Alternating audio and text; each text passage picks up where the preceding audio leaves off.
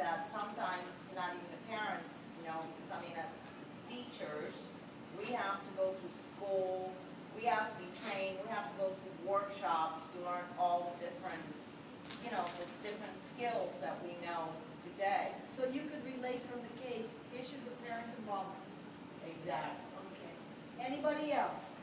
Was there anything in that case that is an issue that you currently deal with here, or something you're familiar with? Are we working in groups, or are we having the children interact, stuff like that? Okay, so the pedagogical points about what goes on in a classroom, what the kids do, what the teacher does, how kids learn best. The expectations that we have for the kids. We face questions about having a low, medium, or high expectation for children. And once we realize what is our expectation, how we can make it higher. So that rings true for you. Anybody over here? Ms. Gretchen, was there any part of this case that you as a parent and a volunteer took note of?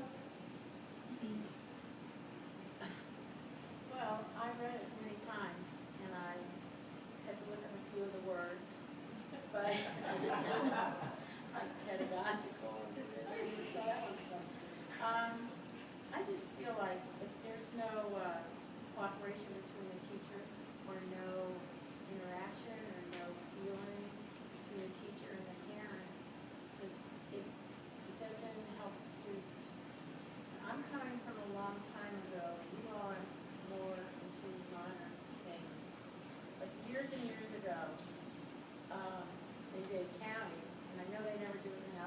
Every parent was visited in their home every year by the child's parent, every year. And I don't think that the visiting teachers are going to as many children as they used to. They used to just be a common thing. You didn't have to go through a bunch of paperwork. So you found But remnants in the case about a relationship between the student, the home, and the teacher, and how important it is. It's very important, and I think the teachers really do care about the children. But they have so many things they have to do, and parents are now, everybody's working, so it kind of gets slacked down a little bit. But your life is entirely different from what it was when So, I was. Gretchen really is segueing us right into the problem. What are some of the problems in the case? And Matika. I want to be clarified first. The Okay. child scored well on the standardized tests, and a parent feel it's her doing rather than the school doing. But if we look at the facts in the third paragraph at the state data, are 65% of the students making high standards in reading? That's a good thing. It's not like half of them, it's more than half. And even the lowest 25% are showing learning gains. So what about, there's teachers there over that parents. So that's if you're looking at facts, there is learning gains. So I will contribute it to the parent. It's the school, but it's a collaboration of both. Okay, so you agree that there are issues in the case and that the problem might be student achievement, how to measure student achievement, and how to make sure parents and school faculty work together for the betterment of a child. That we can't say it's all the parents when it's good, and we can't therefore say it's all the parents when it's bad. And we can't say it's all the teachers if we have a child who earns level 5. And we can't say it's all the parents if it's a level 1. Does that stand to reason? That I hear people saying there's a relationship. So what Ms. Brown is saying, that she sees a respectable percentage of students meeting high standards in reading, could certainly vary from school to school and community to community. However, since our state says that we all need to be at 75%, and there are those schools that are well above that because of the demographics, it's just to say that it's just more of what may not be equitable in terms of what is expected versus what actually is happening, because we have to take children where we get them and move them. So I think that's going to it's going to be looked at more on the individual basis with this whole new system of where did you get them and where did you move them, as opposed to looking at the whole. So one of the problems then, I hear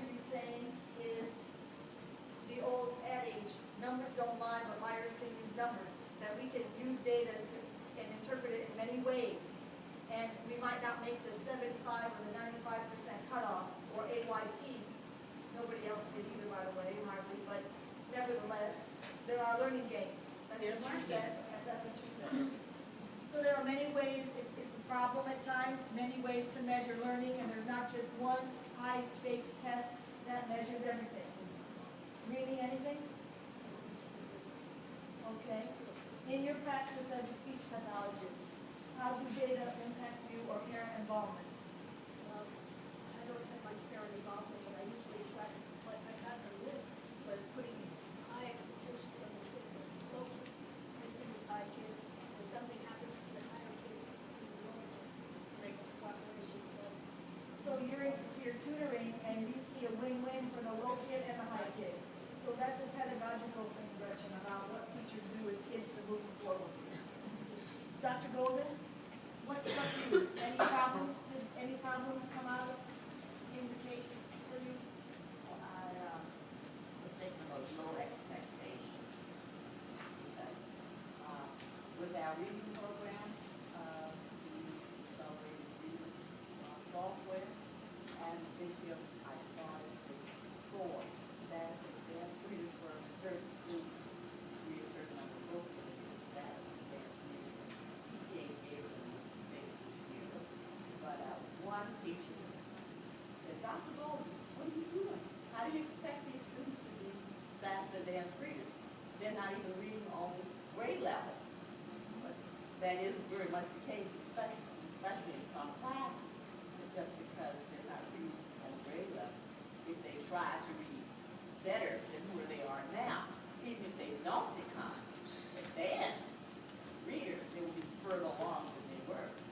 Okay, so you're in agreement with, even if there's a child in second grade who reads on a primer, if at the end of the year, they know 100 words more than they did, or they're on the end of a pre-primer, and they're almost to the primer or the first, they've made gains, even if they're not at a grade level.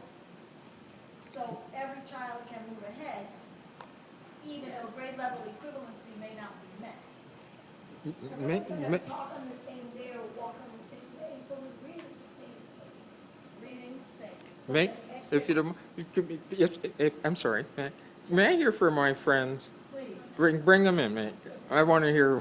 What problems did you all find when you looked at the case? My group found that the problem is the Gloria Bravo, after reading the review comments of a parent, is oblivious to the effectiveness of her and her colleagues in enhancing student learning. After reading that comment, that's what mine. Okay. Anybody else want to comment?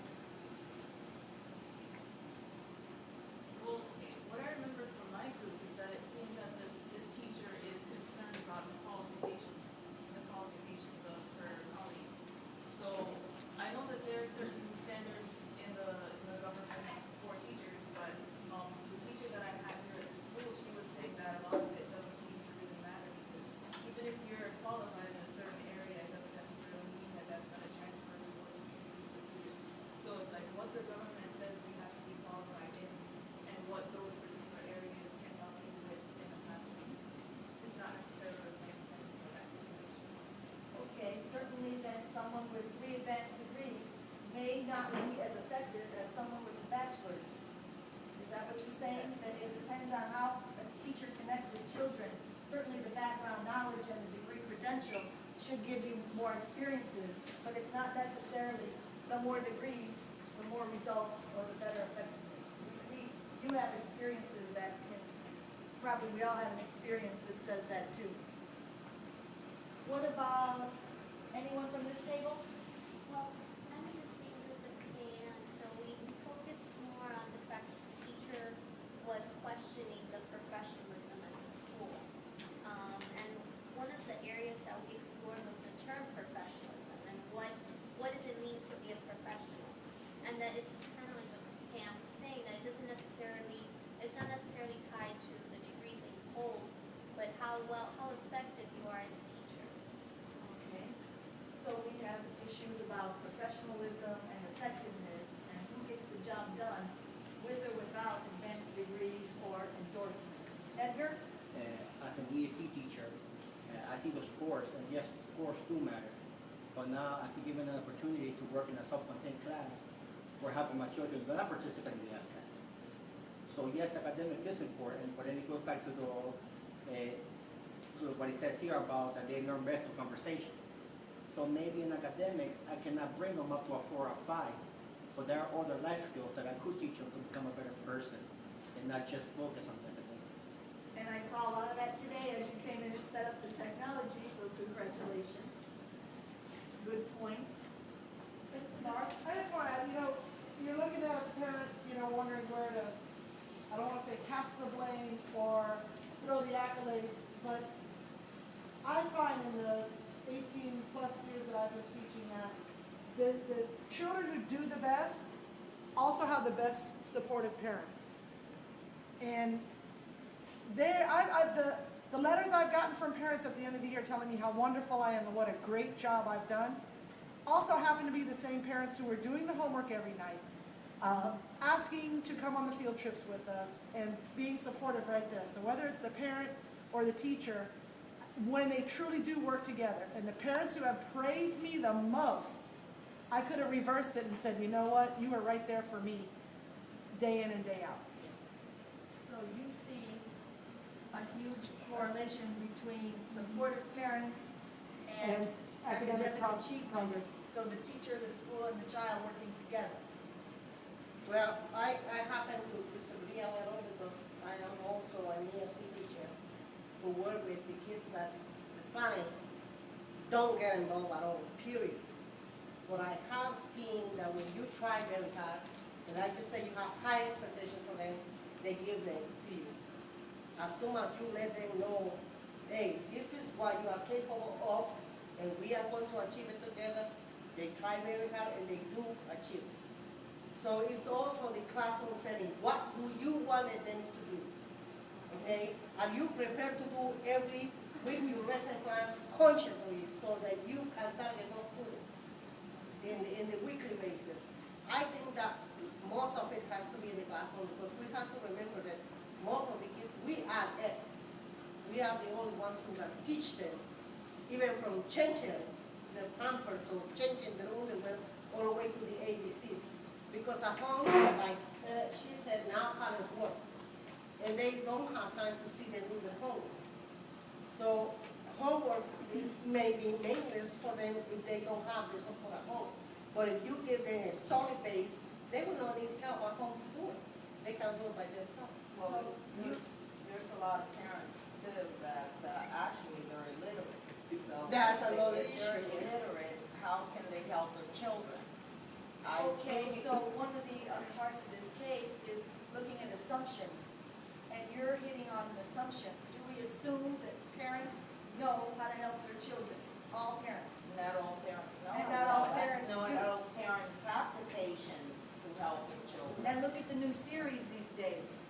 We can't come and be a parking lot planner and come in and teach an effective lesson with these new series because we're still learning new ways to teach content. So a parent has never had some of these methods, and as you both said, sometimes a parent really wants to try but might not have all the skills. And if they do have the skills, I do remember, I came from Cuba 50 years ago. Yes, at the first grade, I totally knew all my ABCs. I knew how to multiply, I knew how to read, I knew how to curse up, because that's the way that our schools, the curriculum of the school. But at the same token, I had problems with math. Why did I have problems with math? Especially division. Totally different. The way that we did it, as opposed to the way that I had to learn in this Different country. methodologies.